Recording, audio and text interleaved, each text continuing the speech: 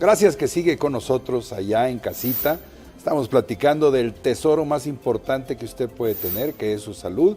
Y en esta ocasión tengo el enorme honor de contar con un amigo y maestro, una de las grandes celebridades, fíjese bien, de una de las especialidades muy necesarias como es la gastroenterología, el doctor Raúl Ornelas. Raúl, ¿cómo estás?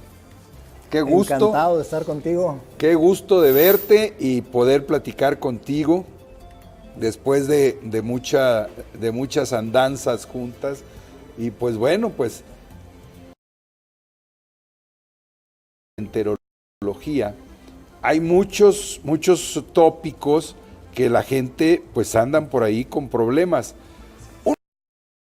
Uno de ellos muy frecuente es el que nos pasa a muchos gorditos y viejitos como su servidor, que ya casi no puedo cenar porque ceno y me despierta una quemazón acá que se me regresa todo y la gente lo conoce como reflujo. ¿Qué es el reflujo realmente y por qué sucede, doctor? Bueno, el reflujo es una enfermedad tan frecuente que si la sumamos con otra que es igual de frecuente, que es el síndrome de intestino irritable, lo que la gente vulgarmente conoce como colitis, les puedo decir que el 80% o quizá más de la consulta del especialista en gastroenterología la forman estas dos entidades. El reflujo o la enfermedad por reflujo, mejor dicho, es el daño que sufre el esófago por el reflujo del contenido gástrico, que en la más de las veces es contenido ácido, pero hay gente que también tiene daño por reflujo alcalino. Y hay que tener en cuenta que el ácido, al igual que la bilis, son corrosivos en el esófago. Queman. Queman, literalmente queman.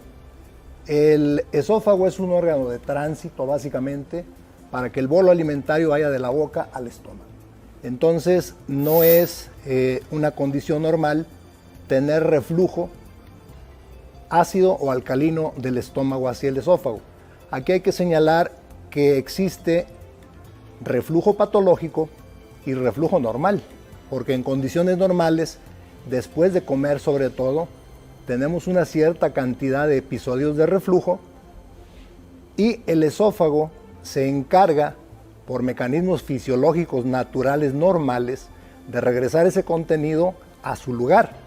Y en estos casos no pasa absolutamente nada. Cuando el reflujo viene a ser patológico, ya las cantidades, el número de episodios de ácido regresando al esófago es mucho mayor. El tiempo que dura ese ácido dentro del esófago, en suma, en las 24 horas, es mucho mayor que cuando no hay reflujo patológico. Luego entonces, hay que tener bien en mente estas dos circunstancias. Tenemos todos los seres humanos reflujo normal, postprandial, que quiere decir después de las comidas, y reflujo patológico, que es cuando ya ocurren estas circunstancias de las cuales te estoy haciendo mención. Y aquí hay varias circunstancias que quisiéramos dejar claras. ¿Qué le recomendamos a la gente para que no tenga reflujo? Quisiera volver un poquito a algo que me parece de capital importancia. ¿Qué es lo que produce el reflujo, digamos el reflujo patológico? En condiciones normales, cuando nosotros masticamos, llega el momento en que decidimos tragar el alimento, deglutir. En ese momento, el cerebro le manda una señal al esfínter inferior del esófago, que también se conoce como cardias. Es como una válvula. Es una válvula, es un esfínter justamente de músculo liso. En condiciones normales, justo en el momento en que tragamos, el cerebro manda una señal y la válvula, el se abre, el esófago inicia una onda de peristaltismo normal, una onda primaria, fisiológica normal, y el esfínter permanece abierto el tiempo en que el esófago lleva el alimento al estómago y después se cierra. Y se considera ya desde hace algún tiempo que quizá el factor principal que ocasiona el reflujo patológico es que el esófago tiene relajaciones transitorias anómalas. Es decir, sin haber de por medio una deglución ordinaria normal, el esófago de repente se relaja, y se relaja en algunas gentes muchas veces, en otras más, en otras muchas, y eso permite que el contenido del estómago regrese en condiciones anormales y queme el esófago. Puede ser, como dije hace un rato, por ácido o puede ser por contenido alcalino. ¿Tiene algo que ver estas quemaduras constantes del esófago con el cáncer de esófago? Definitivo, aunque afortunadamente en una frecuencia muy pequeña, ¿no? Y la condición intermedia entre un reflujo crónico y el cáncer se llama esófago de Barrett. Esta alteración consiste en que la exposición repetida del esófago al ácido hace que la mucosa normal del esófago, que es un epitelio plano estratificado, se vaya convirtiendo en un epitelio columnar que macroscópicamente, si uno lo ve a través de un endoscopio, es un endoscopio que se parece, es idéntico al del estómago. Inclusive es un epitelio que es capaz de secretar ácido. Y esto se ha interpretado como un mecanismo de adaptación del esófago. Si el esófago siente que está siendo expuesto repetidamente al ácido, se transforma para tolerar el ácido. Para protegerse. Para, de alguna manera, más que protegerse, para adaptarse a la presencia de ácido. Esto se presenta regularmente en individuos por arriba de los 50 años, en individuos que tienen regularmente síntomas clásicos típicos de reflujo, por lo menos durante 5 años. Eso es lo que la estadística dice.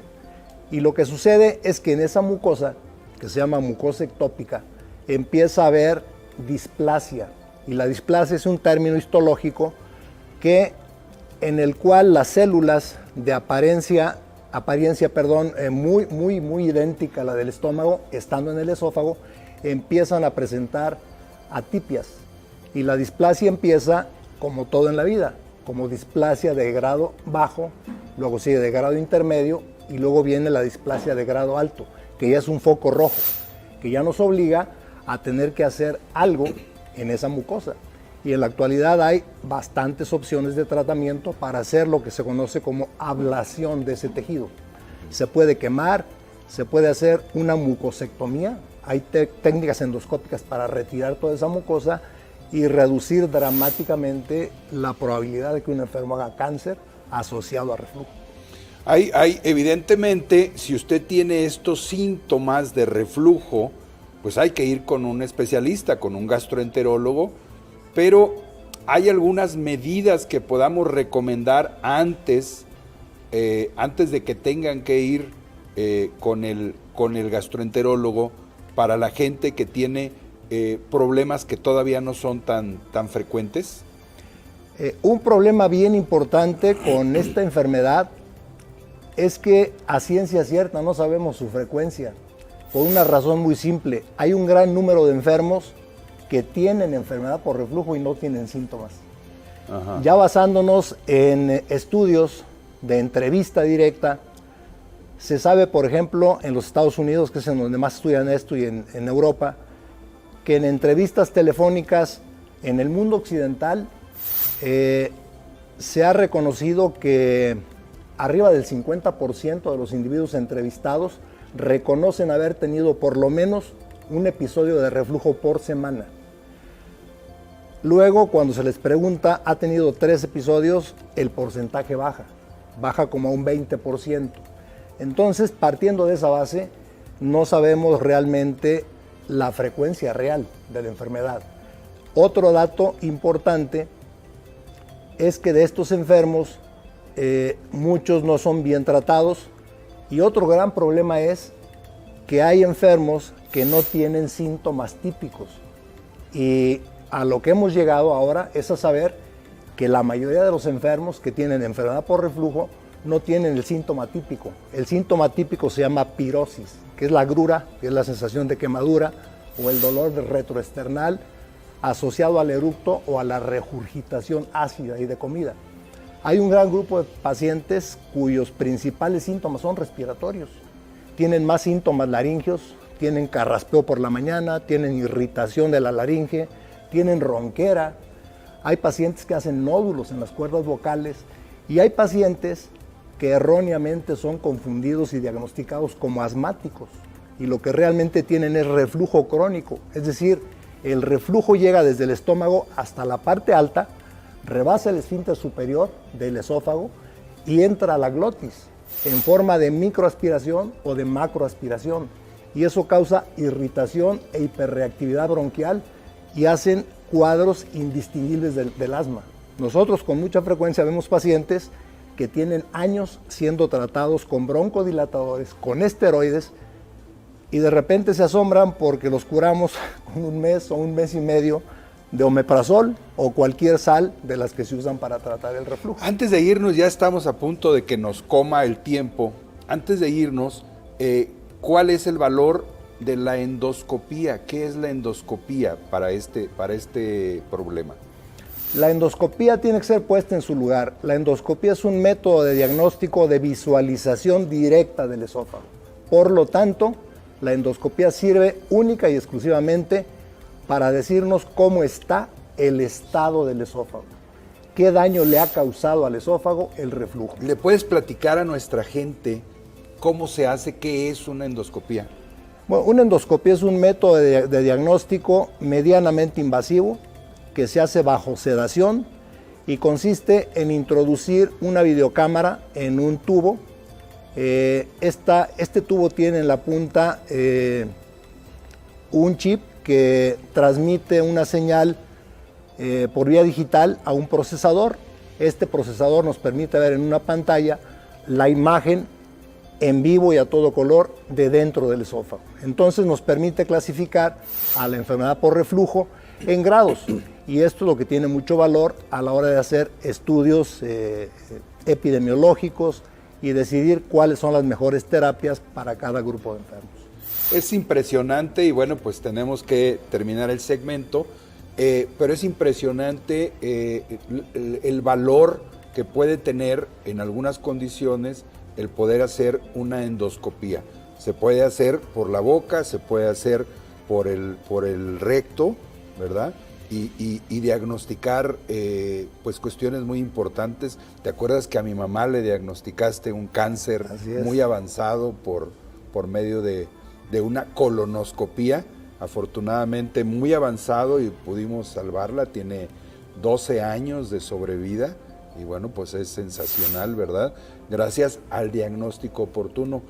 Pues esto es la verdadera ciencia y traemos acá a médicos con los que usted puede confiar y puede ir tranquilamente a visitarlos. No son extraterrestres, están ahí en su consultorio. El doctor tiene su consultorio ahí en Tarascos, ¿verdad? Y a la orden, sí. Y la verdad, muy recomendado. ¿Cada cuánto se debe hacer una endoscopía a una persona viejita como yo? No, la endoscopía del tubo no hay obligación de hacerla si no hay síntomas. Decían que los japoneses... bueno, estamos hablando de otro territorio. Se la hacían cada determinado tiempo. Sí, los asiáticos y en particular los japoneses tienen la mayor incidencia de cáncer gástrico del estómago. Y ellos genéticamente son diferentes y se ha pensado que también tienen dietas basadas mucho en alimentos con mucha sal y eso hace que tengan más cáncer gástrico. Por eso ellos se hacen de rutina muy frecuentemente endoscopías para visualizar el estómago, para detectar cáncer gástrico temprano. Y cáncer gástrico temprano no es meterle el endoscopio a las 5 de la mañana, no, es y detectar lesiones precancerosas y curarlas a tiempo. Información para un solo programa. Vamos a esperar que el doctor nos acepte venir nuevamente a platicar de algún otro tema, que hay muchos, desde los problemas de vesícula biliar, desde el cáncer de estómago, muchas cosas que tenemos que platicar con una eminencia como el doctor Raúl Ornelas. Gracias por aceptar aquí con nosotros estar en esta ocasión. Vamos a ir a un corte comercial y vamos a regresar con el último segmento de preguntas del público. No se vaya, regresamos porque puede haber cuestiones muy interesantes todavía. Rapidito regresamos.